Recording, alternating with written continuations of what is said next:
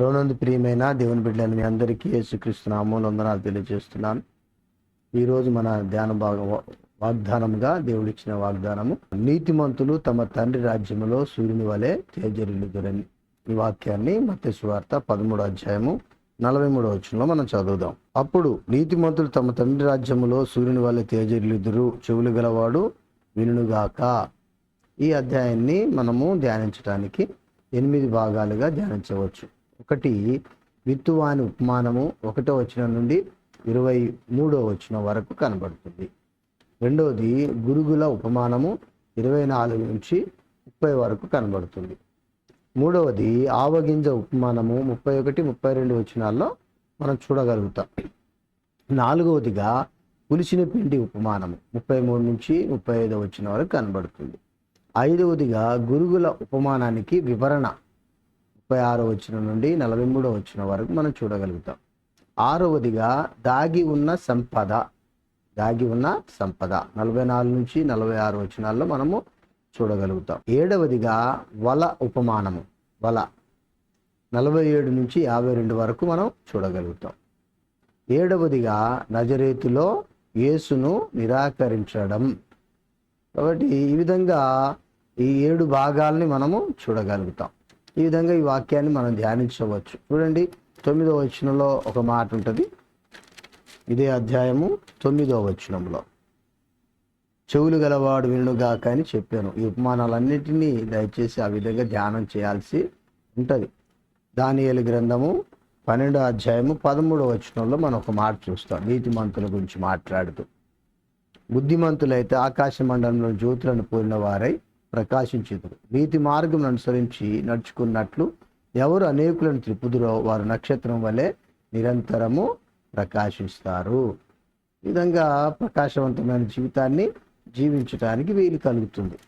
1 కొరింథీ 15వ అధ్యాయము 1 కొరింథీ 15:42 వచనం, మృతులు పునరుద్ధానమును అలాగే శరీరము క్షయమైనదిగా విత్తబడి అక్షయమైనదిగా లేపబడును, ఘనహీనమైనదిగా విత్తబడి మహిమగలదిగా లేపబడును, బలహీనమైనదిగా విత్తబడి బలమైనదిగా లేపబడును. కాబట్టి నీతిమంతులు ఈ రీతిగా వృద్ధిలోనికి రాగలుగుతారు. 58వ వచనంలో ఒక మాట చూడగలుగుతాం.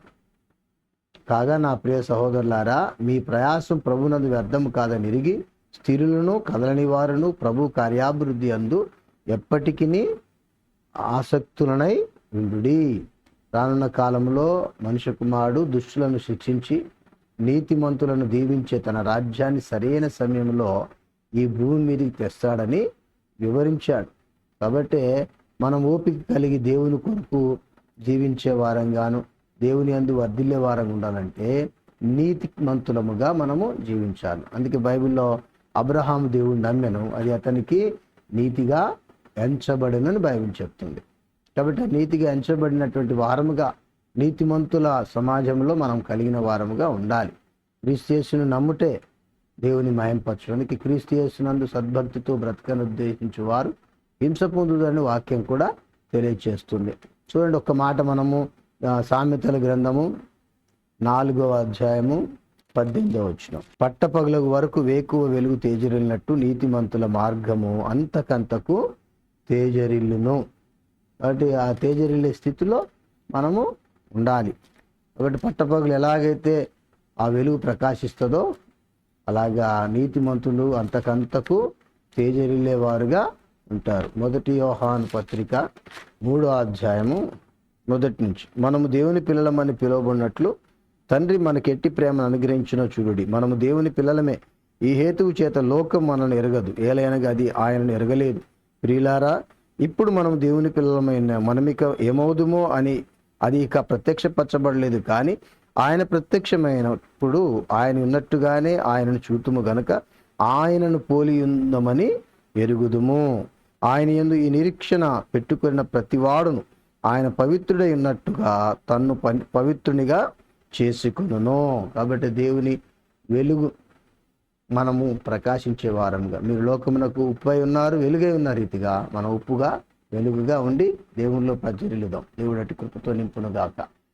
ప్రేమగల తండ్రి, పరిశుద్ధాత్మ దేవ, మీరు మమ్మలను తేజోవంతులైన వారసులుగా మమ్మల్ని చేయటానికి ఇష్టపడుతున్నారు. కాబట్టి మీరు ఇచ్చిన వాగ్దానం స్వతంత్రించుకుని ఆ చొప్పున నడిచే ధన్యత నాకు మాకు అందరికీ దయచేయమని యేసు పేరిట వేడుకొంచున్నాను తండ్రి, ఆమేన్. మహోన్నతుడు మహాగణుడు నిత్య నివాసి అయిన క్రీస్తు యేసు యొక్క కృపా కనికరము కాపుదల మనందరికీ తోడయుండి నడిపించునుగాక. ఆమేన్.